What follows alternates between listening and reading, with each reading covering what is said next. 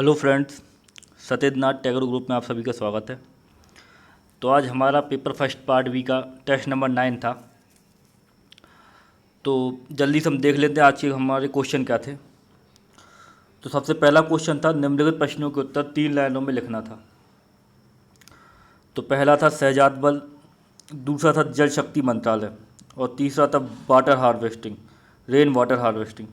ठीक है। दूसरा क्वेश्चन जो हमारा था वो 50 शब्दों मतलब 5 से 6 लाइन, आयोग के अनुसार 5 से 6 लाइन, और हम लोग यूज कर रहे हैं 7 से 8 लाइन। तो मैं आपको रोज़ बताता हूँ ये चीज़। तो इसमें पहला क्वेश्चन था, जल की अशुद्धता के कारण लिखिए और राष्ट्रीय जल नीति 2002 के प्रावधानों का उल्लेख करना था। तो राष्ट्रीय जल नीति 1987 में भी आई है और राष्ट्रीय जल नीति 2002 में भी आई, क्योंकि जल से संबंधित बातें जल शक्ति मंत्रालय भी अभी हाल ही में बना है। तो इन सब क्वेश्चनों को आपके लिए डाला गया है, राष्ट्रीय जल नीति को भी डाला गया है। ठीक है। जल प्रदूषण नियंत्रण अधिनियम जो है वो भी कहते हैं, इसमें इसके अंतर्गत आप पढ़ सकते हैं, वो आप जल प्रदूषण में भी पढ़ोगे। निम्नलिखित प्रश्न का उत्तर 200 शब्दों में लिखना था। जल प्रबंधन से आप क्या समझते हैं? जल प्रबंधन की विधियां एवं उसकी उपयोगिता की विवेचना करना था। तो इसका आपको 2 पेज में उत्तर लिखना था, 200 शब्दों में उत्तर लिखना था। और उत्तर लेखन का जो समय था वो 25 मिनट था। आप सबको 25 मिनट के अंदर करना था। और जैसा कि मैं रोज़ बोलता हूँ कि जो लोग समय सीमा के अंदर ही लिखने का प्रयास कर रहे हैं वो डेफिनेटली इम्प्रूव करेंगे और मेंस में वही अच्छा लिखेंगे। चलिए, तो आज के हम उत्तरों को देख लेते हैं कि उत्तर कौन कौन से थे। तो सबसे पहले ए नंबर का क्वेश्चन था। सबसे पहले क्वेश्चन जो हमारा था वो था शहजाद जल। 3 मार्कर में हमने दिया था पहला क्वेश्चन, शहजाद जल। तो देखिए मैंने क्या लिखा है इसमें, सीधी सी डेफिनेशन है, सागरों और झीलों में निक्षेपित अवसादी सैलों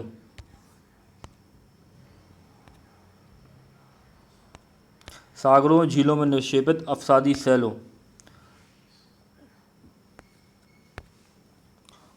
के छिद्रों तथा सुराखों में स्थित जल शहजाद जल कहलाता है। जो सागरों और झीलों में निक्षेपित अवसादी सैल होते हैं उसके जो छिद्रों तथा सुराखों में जल होता है उसे शहजाद जल बोलते हैं। यह भूजल का दूसरा महत्वपूर्ण स्रोत है। इसे तल छट या अवसाद जल भी कहते हैं। देखो ये वाला क्वेश्चन था, देखो आप देख रहे हो एक पैराग्राफ में लिखा है, इसमें मैंने 3 पॉइंट नहीं बनाए हैं। तो सागरों और झीलों में निक्षेपित अवसादी शैलों के छिद्रों तथा सुराखों में स्थित जल और शहजाद जल कहलाता है। देखो आप, ये पहला पॉइंट जो है वो इतना बड़ा जा रहा है कि वो 1.5 लाइन में चला जाएगा। तो जब हमें पता चलता है कि भाई हम जो आंसर लिख रहे हैं उसको हम 3 पॉइंट में नहीं ले सकते, तो फिर हमें क्या करना है कि हमें पैराग्राफ में उस आंसर को लिख देना है। ठीक है ना। तो मैंने यही किया, मैंने पैराग्राफ में लिखा है इसको, सागरों और झीलों में निक्षेपित अवसादी सैलों के छिद्रों तथा सुराखों में स्थित जल शहजाद जल कहलाता है। यह भूजल का दूसरा महत्वपूर्ण स्रोत है। इसे तलछट या अवसाद जल भी कहते हैं। तो देखो ये इस प्रकार से हो गया। मैंने 3 डायमेंशन दिए इसमें ज़रूर है, लेकिन क्या कहते हैं मैंने इसको पॉइंटों में नहीं लिखा है, क्योंकि पहला पॉइंट खुद 1.5 लाइन में जा रहा था। इस वजह से जब कभी आपके पास में केवल 2 डायमेंशन हो, तीसरी मार्कर में 2 चीज़ें पता हो आपको, तब भी आप ऐसे पैराग्राफ का यूज कर सकते हो उसमें। ठीक है ना। पैराग्राफ का यूज करना ज़्यादा सही रहेगा उसमें, क्योंकि जो चेकियर होता है वो 3 डायमेंशन देखता है। ठीक है। तो इस कारण आप कर सकते हैं। फिर दूसरा पूछा गया था जल शक्ति मंत्रालय। तो जो जल शक्ति मंत्रालय सबको पता होगा, ये प्री में भी आ सकता है, प्री में ये क्वेश्चन पूछा जा सकता है आपसे, जल शक्ति मंत्रालय कब। तो देखो मैंने सीधा सा स्थापना बता दी, 2019 में हुई है। उद्देश्य बता दिया मैंने, जल से संबंधित सभी कार्यों को एक ही जगह करना। तो जल से संबंधित जो सभी कार्य हैं, जैसे नदी जल विवाद हो गए, ठीक है ना, या जल प्रदूषण से संबंधित कोई बात हो गई, या जैसे नमामि गंगे परियोजना हो गई, इन सबको इसमें डाल दिया गया जल शक्ति मंत्रालय के अंदर, कि जल से जुड़ा कोई भी कार्य है वो अब एक ही मंत्रालय का अधीन किया जाएगा। और देखिए प्रथम जल शक्ति मंत्री हैं गजेंद्र सिंह शेखावत। तो ये आपके लिए पीढ़ी का फैक्ट बन गया, गजेंद्र सिंह शेखावत कौन है? प्रथम जल शक्ति मंत्री हैं। फिर इसके जस्ट नीचे मैंने जल शक्ति मंत्रालय में 2 पॉइंट आपको समझाने के लिए लिखे हैं। ये एक ही चीज़ है, ठीक है ना, प्लस है बीच में इनके दोनों के। तो जल संसाधन व नदी विकास व गंगा मंत्रालय जो है, जल संसाधन व नदी विकास व गंगा मंत्रालय और पेयजल एवं स्वच्छता मंत्रालय, इन दोनों को प्लस करके जोड़ के ये वाला नया मंत्रालय बनाया गया है। इसको जल शक्ति मंत्रालय बोलते हैं। ठीक है ना। जल संसाधन व नदी विकास व गंगा मंत्रालय को तथा पेयजल एवं स्वच्छता मंत्रालय को जोड़कर नया मंत्रालय जल शक्ति मंत्रालय बनाया गया है। ये सब जल शक्ति मंत्रालय आपको प्री में ही पूछा जाता है, तो आप ध्यान रखिएगा। फिर उसके बाद रेन वाटर हार्वेस्टिंग पूछा था मैंने, आपने रेन वाटर हार्वेस्टिंग कई बार पढ़ा होगा अपने स्कूल डेज में भी आपने बुक्स में पढ़ा होगा रेन वाटर हार्वेस्टिंग। तो देखो रेन वाटर हार्वेस्टिंग भी इसको भी मैंने क्या कर दिया, मैंने पैराग्राफ फॉर्म में लिख दिया। पैराग्राफ फॉर्म में कोई लिखना बेकार बात नहीं कहलाती है, जिसकी राइटिंग अच्छी है वो पैराग्राफ फॉर्म में लिख सकता है। कई क्वेश्चन ऐसे होते हैं कि भाई वो नहीं लिखे जा सकते 3 मतलब 1 2 3 करके, तो आप पैराग्राफ फॉर्म में लिख दो।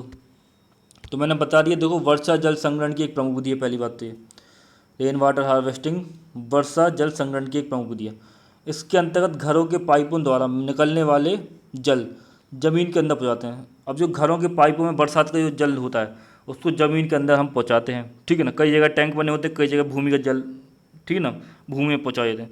तो इसका लाभ क्या है, यहाँ पर लाभ लिख लेना। तो लाभ भूमिगत जल में वृद्धि होती है। तो ये हो गया हमारा 3 मार्कर पूरा।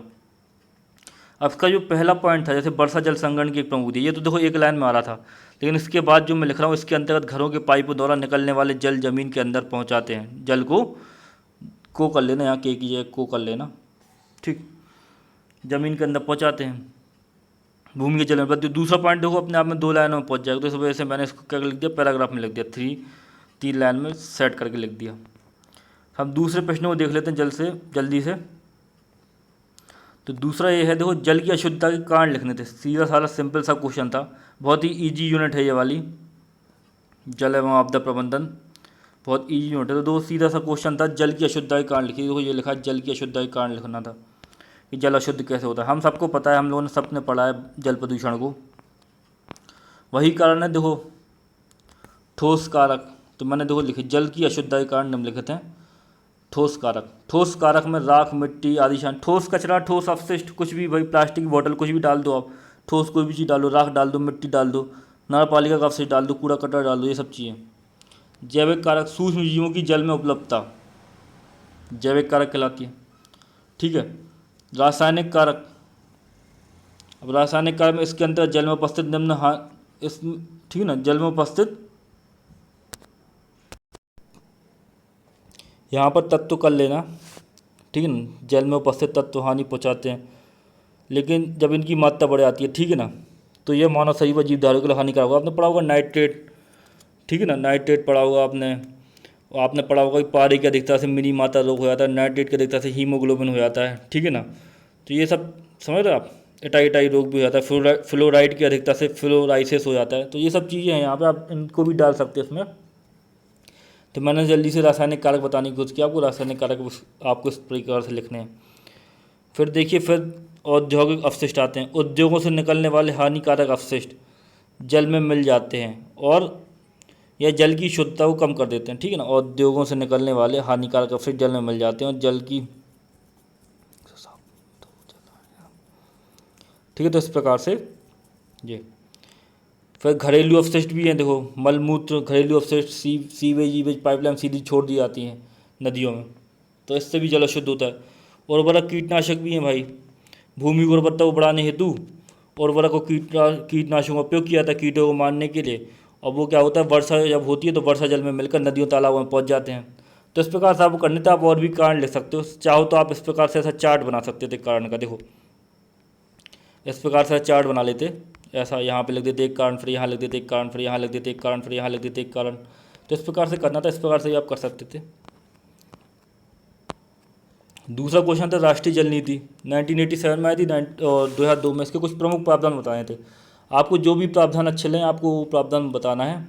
7 से 8 लाइन में आपको करना है। मैं कई बार क्या करता हूँ कि आपको ज़्यादा लिख देता हूँ, तो आप लोग कहते हो कि सर तो तेरा लिख देते बोले इसमें, और हम लोगों से कहते हैं कि 5-6 लाइनों में लिखो, 7-8 लाइनों।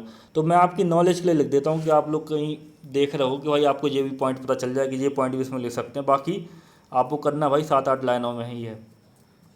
तो देखते हैं हम क्या है। तो राष्ट्रीय जल नीति के प्रमुख प्रावधान लिखने थे। तो जल एवं विकास के लिए संगठनात्मक कार्यक्रम पर विशेष प्रयास किया जाए। तो भाई विशेष प्रयास किया जाए, संगठनात्मक कार्यक्रम है। भूमि संबंधी विवादों के लिए नदी वेसन संगठन का निर्माण किया। नदी वेसन संगठन जो है ना, भूमि संबंधी विवाद हो जाता है तो उसको करने के लिए नदी वेसन संगठन बनाया जाए। 1987 की जल नीति का रूप राष्ट्रीय जल नीति 2002 द्वारा लिया गया।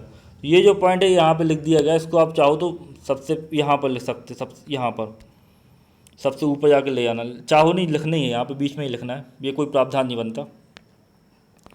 फिर भूगर्भिक जल का प्रयोग इस प्रकार है, इस प्रकार हो है कि ये हो कर लेना कि पुनर्भरण संभव हो, भाई पुनर्भरण हो जाए उनका, ठीक है ना, इस प्रकार से उसका उपयोग करो।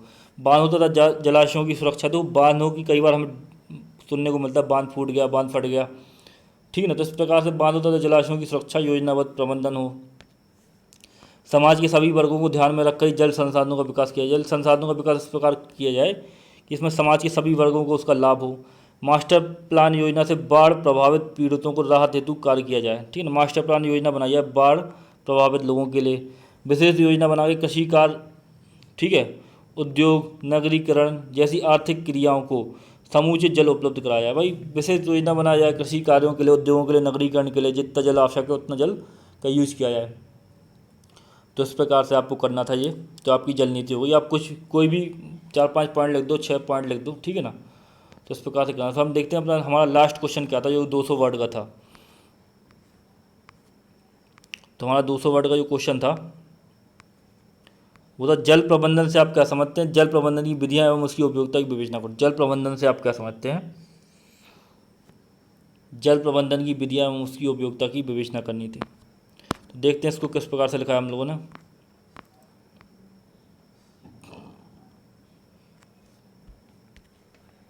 सबसे पहले जल के अनुकूलतम उपयोग और विभिन्न जल स्रोतों के दक्षतापूर्ण प्रयोग की क्रिया विधि जल प्रबंधन। जल प्रबंधन की डेफिनेशन बता दी मैंने, आप पढ़ लेना यहाँ पे। जल के अनुकूलतम उपयोग और विभिन्न जल स्रोतों के दक्षतापूर्वक प्रयोग की क्रिया विधि जल प्रबंधन कहलाती है, ठीक है ना। विभिन्न जल स्रोत जो है उनका दक्षतापूर्वक प्रबंधन करना ही जल प्रबंधन है। व्यापक अर्थों में असिंचित क्षेत्रों में जल अपवाह का नियंत्रण करना, ठीक है ना। जल संरक्षण और जल संग्रहण तथा अति वर्षा क्षेत्रों में जल की कुशल निकासी प्रणाली और इन क्षेत्रों में जल को कम वर्षा क्षेत्रों की ओर प्रवाह करना एवं सिंचित क्षेत्रों में उचित सिंचाई व्यवस्था आदि को अपनाना ही जल प्रबंधन, ठीक है ना। तो इस प्रकार से जल प्रबंधन करते हैं कि भाई जहाँ पे जल की कमी है वहाँ पे जल की उपलब्धता कराई जाए, ठीक है ना, उसका सीमित उपयोग करो, उसका निश्चित उपयोग करो, फालतू जल नहीं बहाओ, ये सब चीज़ें जो है जल प्रबंधन कहलाते हैं। जल का संग्रहण करना कुल मिला के ये है कि उचित देखभाल करना इसकी, सभी लोगों को मिल सके।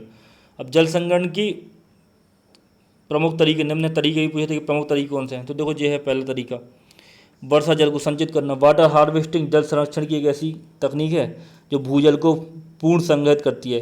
वाटर हार्वेस्टिंग के माध्यम से घरेलू उपयोग हेतु जल का संरक्षण किया जा सकता है और साथ ही साथ कृषि उपयोग हेतु भी जल का संरक्षण किया जा सकता है। तो वाटर हार्वेस्टिंग बनाओ भाई।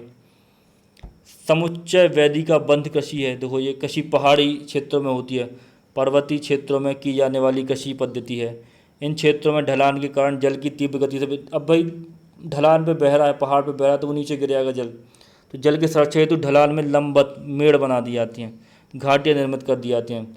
जल का संग्रहण उचित तरीके से किया जा सकता है, ठीक है, इस प्रकार से।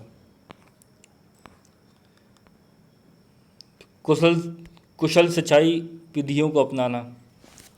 जल संरक्षण और जल के अन्य उपयोग के लिए दक्षतापूर्वक सिंचाई विधि, ठीक है ना। जल संरक्षण और जल के अन्य उपयोग के लिए दक्षतापूर्वक सिंचाई विधि जैसे बाउंड विधि, छिड़काव विधि, क्यारी विधि, द्रोणी विधि आदि का उपयोग करना। तो भाई कुशल सिंचाई विधियों का उपयोग करना भाई, ठीक है ना, क्यारी बनाना, बूंद बूंद विधि, ड्रिप सिंचाई, इन सब चीज़ों का उपयोग करना, ठीक है। फिर हम देखते हैं चौथा पॉइंट हमारा, विभिन्न नदियों को आपस में जोड़ना।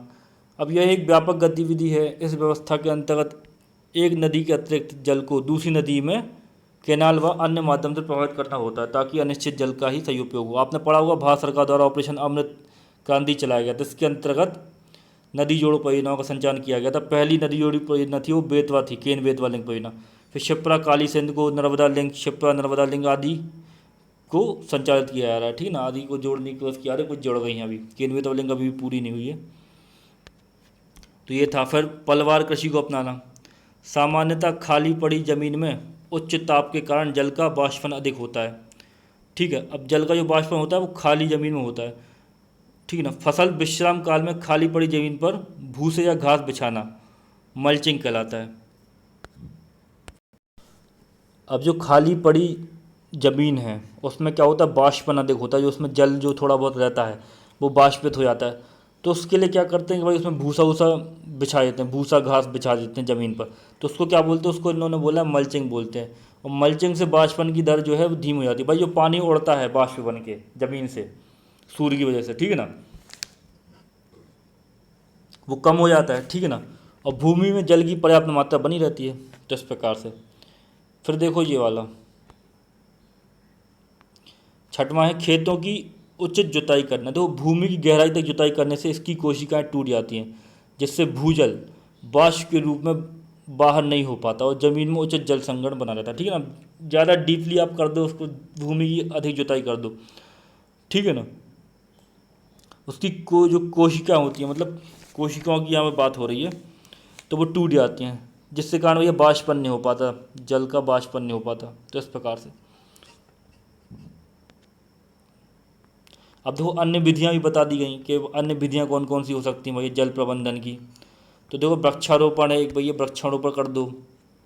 बृहत स्तर पर पौधों को रोककर जल संग्रहण किया जाता है, ठीक है ना। वृक्ष से संबंधित क्षेत्र का तापमान नियंत्रित रखकर इनकी जड़ें जल को आसानी से वाष्पित नहीं होने देती, ठीक है, इस प्रकार से। फिर शहरी क्षेत्रों में सड़कों का निर्माण करते वक्त निश्चित स्थानों पर छिद्र करने से वर्षा का जमीन में प्रवेश कर जाता है और यह संग्रहित। देखो हम देखते हैं कि हमारे यहाँ पे कंक्रीट की बनी रोडें होती, कंक्रीट का रहता है, बहुत सारा जल इकट्ठा होता है, नाली चला जाता है, नाली के थ्रू नदी में चला जाता है, और नदी कहीं ना कहीं कोई बड़ी नदी से जुड़ी होती है, वो समुद्र में चला जाता है पानी। तो इस प्रकार से क्या होता है कि पानी समुद्र में चला जाता है, बर्बाद होता है। तो इससे अच्छा है कि भाई जो कंक्रीट की जो हमने सड़कें बिछा रखी हैं उनके अगल बगल कुछ ज़मीन छोड़ दो, कोई गड्ढा छोड़ दो। गड्ढे से मतलब कि भाई समझ रहे हो ना आप, छिद्र कर दो या कोई कच्चा स्थान छोड़ दो, तो वहाँ पे जल क्या अवशोषित करे, मृदा अवशोषित करेगी जल को। फिर आम जन को जल संरक्षण हेतु उचित प्रशिक्षण और शिक्षा दी जानी चाहिए। भैया आम जन जो है उनको जल संरक्षण हेतु भैया बताओ कि भैया अनावश्यक मत बहाओ, ठीक है, जल का संरक्षण करो, जल की बचत करो, तो ये सब चीज़ें प्रोत्साहित करो उन्हें। तो इस प्रकार से ये जल और भी आप सोच सकते हो, और भी कारण जितने किताबों में लिखे हैं उतने ही कारण नहीं, आप बहुत से कारण सोच सकते हैं, ठीक है, जल प्रबंधन के। फिर हम देखते हैं जल प्रबंधन की उपयोगिता, ये भी प्रश्न पूछा गया था। तो देखो आपके लिए ये 2 पेज से ऊपर चलाएगा, तो आपको छोटा छोटा करके लिख लेना है, थोड़ा थोड़ा करके सब चीज़ों को। अब दो इसका क्या है, जल प्रबंधन की उपयोगिता क्या है। जल को संग्रहित कर जल जैसे प्राकृतिक संसाधनों की उचित मात्रा बनाए रखने में, मृदा अपरदन में कमी व मृदा की उपयोगिता बनी रहती है, वर्षा आधारित फसलों में उचित जल आपूर्ति, जलीय जीवों के अस्तित्व को बनाए रखने में, ठीक है ना। तो इस प्रकार से ये सब मैंने 4 पॉइंट लिख दिए कि जलीय जीवों का अस्तित्व बना जाता है जल संरक्षण से, वर्षा आधारित फसलों में उचित जल आपूर्ति हो जाती है, ये जो वर्षा पर डिपेंड है, ठीक है ना। मानसून का जुआ बोलते, देखो भारतीय कृषि को मानसून का जुआ बोलते हैं। तो फसलों को उचित जल मिल जाए, मृदा अपरदन में कमी आए, मृदा की उपयोगिता बनी रहे, ठीक है ना, और जल को संग्रहित कर जल जैसे प्राकृतिक साधनों का उचित मात्रा बनाए रखने में, ठीक है ना। तो इस प्रकार से करना है। तो ये आपके होगा क्या, उपयोगिता हो गई। इसके बाद में लास्ट में मैंने क्या कर दिया, एक थोड़ा छोटा सा निष्कर्ष लिख दिया कि अतः हम के दो जहाँ निष्कर्ष बन रहा है वहाँ हम निष्कर्ष लिखेंगे, ठीक है ना। तो कोशिश हमें यही करनी है। तो अतः हम कह सकते हैं कि जल एक महत्वपूर्ण प्राकृतिक संसाधन है, लेकिन वर्तमान में विभिन्न कार्यों में जल की उत्पादकता में कमी देखी जा सकती है, ठीक है ना। और इस कमी को दूर करने के लिए जल संरक्षण अति आवश्यक है, या फिर हम यहाँ जल संरक्षण ये कर दो जल प्रबंधन, वो सभी जल प्रबंधन से क्या हो रहा है, जल प्रबंधन से जल संरक्षण हो रहा है, जल प्रबंधन ये यहाँ पर कर दो जल संरक्षण भी, वो जल प्रबंधन लिख दो, जल संरक्षण से भी जल प्रबंधन हो रहा है। तो आप इस प्रकार से लिखना है आपको। तो ये मैंने लिख दिया क्या, एक कंक्लूजन कि अतः हम कह सकते हैं कि जल एक महत्वपूर्ण प्राकृतिक संसाधन है, लेकिन वर्तमान में विभिन्न कार्यों में जल की उत्पादकता में कमी देखी जा सकती है। इस कमी को दूर करने के लिए जल संरक्षण अति आवश्यक है। तो इस प्रकार ये आपका हो गया 200 वर्डों का क्वेश्चन, ठीक है। तो मैं आशा करता हूँ आज आपको ये वीडियो अच्छी लगी होगी। कल फिर मिलते हैं नई वीडियो के साथ। और मैं आपको जाते जाते ये बोल दूँ कि कोशिश यही कीजिएगा कि भाई 25 मिनट में करने की कोशिश करो, ठीक है ना। फिर आगे आगे टाइमिंग 18 मिनट कर दी जाएगी। ये आपके भले के लिए किया जा रहा है, जिसमें आप सीख सको, वहाँ मेंस का प्रेशर झेल सको, ठीक है। तो कल फिर मिलते हैं नई वीडियो के साथ में। धन्यवाद।